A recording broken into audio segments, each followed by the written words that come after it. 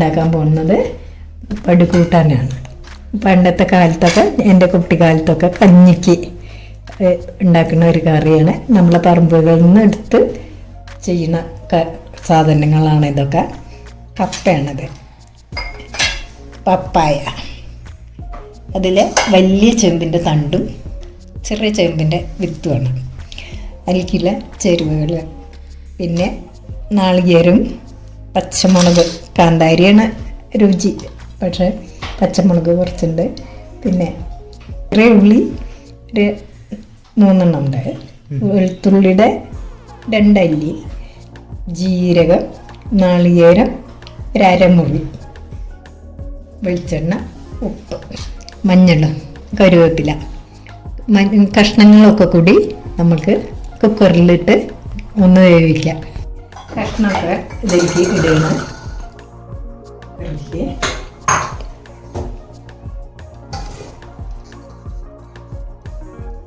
മഞ്ഞൾപ്പൊടി കുറച്ചിട്ടാൽ മതി, ഇടണം എന്നൊന്നുമില്ല, പക്ഷെ മഞ്ഞളും നല്ലതാണ്. അതുകൊണ്ട് മഞ്ഞൾപ്പൊടി ഇട്ട് ഇനി വെള്ളം ഒഴിച്ച് അടിപിടിക്കട്ടെ. തണ്ടിൽ വെള്ളം ഉണ്ടാവും, ചെമ്പും തണ്ടിൽ. അപ്പോൾ കഷ്ണം വെള്ളം മാത്രമേ ഒഴിക്കുന്നുള്ളൂ. ഉപ്പ് വാങ്ങിയിട്ട് രണ്ടാമതിടാം, ഇപ്പോൾ ഇടുന്നില്ല. ചെമ്പും തണ്ടൊക്കെ ഉണ്ടായതുകൊണ്ട് പിന്നെ അരവൊക്കെ ചേർക്കുമ്പോൾ ഇട്ടാൽ മതി.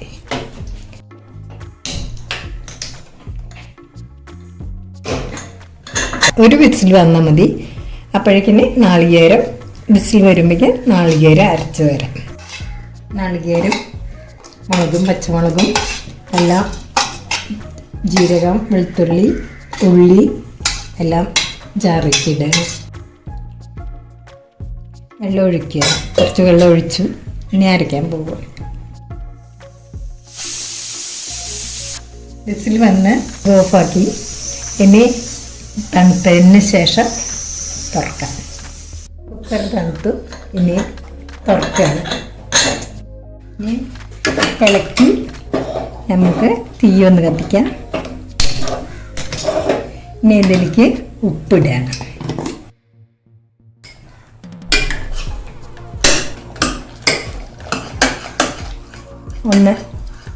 ഒന്നൊക്കെ ഉടച്ച് കൊടുക്കാം. ഒന്ന് ഉടച്ച് കൊടുത്തു.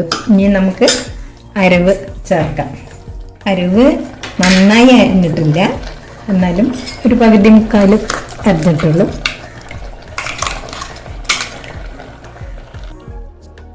ഒന്നും കൂടി ഇളക്കുകയാണ്.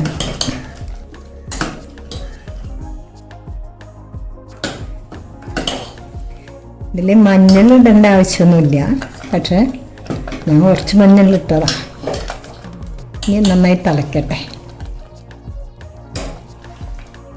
കറിവേപ്പില ഇടുകയാണ്. നന്നായി തിളച്ച് വന്നിട്ടുണ്ട്. ഇനി കുറച്ച് വെളിച്ചെണ്ണ ഒഴിക്കാം. സ്റ്റവ് ഓഫാക്കുകയാണ്.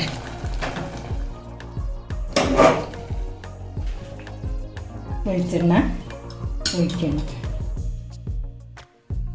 കുറച്ച് വെളിച്ചെണ്ണ മതി.